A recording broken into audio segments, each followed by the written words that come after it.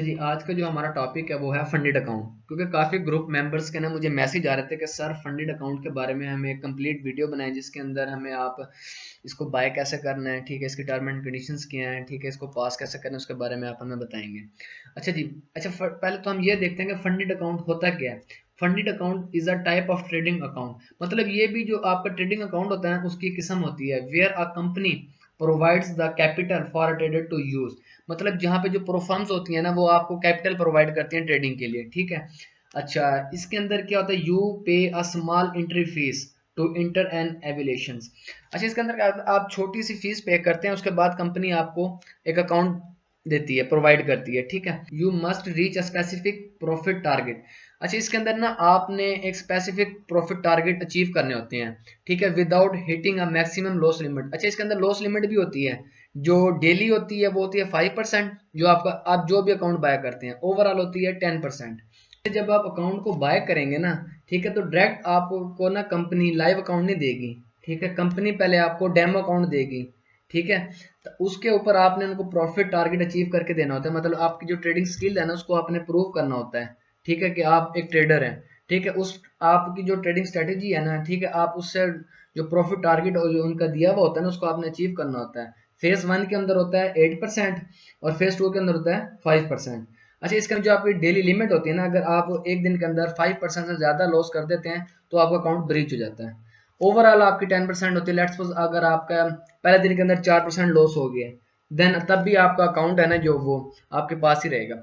अच्छा, उसके बाद अगर अगले दिन भी आपका 4% हो जाता है, ठीक है, कोई मसला नहीं है, उससे नेक्स्ट डे आपका 2% बचेगा। जैसे ही आपका 2% क्रॉस होगा ना लॉस, ठीक है, तो ओवरऑल तो आपका 10% हो गया है।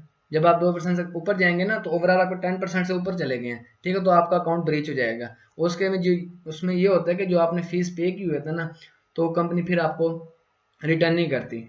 ठीक हो गया। पता अगर आप अकाउंट पास कर जाते हैं, ठीक है, फेज 1 और फेज 2 भी, तो आपने जो फीस पे की हुई है ना अकाउंट की, तो वो कंपनी आपको वापस करेगी। मतलब वो रिटर्नेबल होती है अगर आप अकाउंट पास कर लेते हैं चैलेंजेस कंपनी के। ठीक हो गया।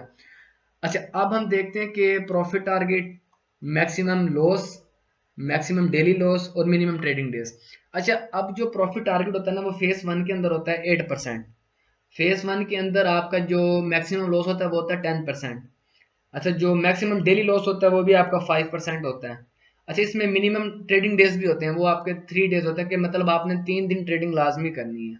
ठीक है। अब लेट्स सपोज आपका पहले दिन ही अकाउंट चला जाता है आपका 7% या 8% पे, देन आप 2 दिन 0.01 या स्मॉल लॉट साइज से ट्रेड करते रहेंगे, ठीक है। 3 दिन आपने ट्रेडिंग लाजमी करनी है।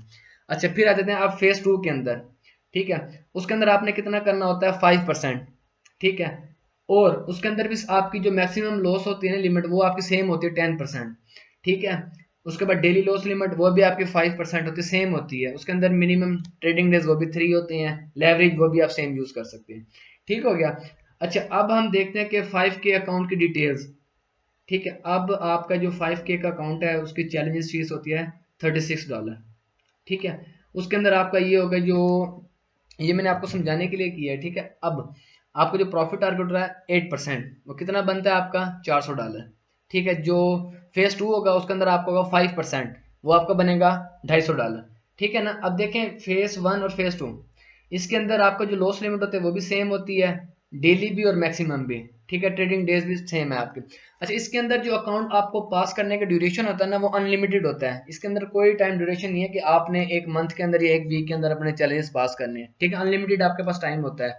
आप एक महीने में कर लें, आप एक वीक के अंदर कर लें, या 2 मंथ के अंदर कर लें, 3 मंथ्स के अंदर कर लें, ठीक होगा। जब आप अकाउंट पास कर लेते हैं ना, ठीक है, देन आपकी जो फीस होती है वो भी कंपनी आपको रिटर्न करती है। उसके बाद जब आप उसके ऊपर जितना भी प्रॉफिट अर्न करते हैं ना, ठीक है, तो 80% आपका होता है, 20% कंपनी का शेयर होता है, ठीक है। जो प्रॉफिट स्प्लिट होता है वो 80% आपका और 20% कंपनी का होता है। अच्छा जी, अब आपको फंडेड अकाउंट के बारे में तो हर चीज़ पता चल गया होगा, ठीक है।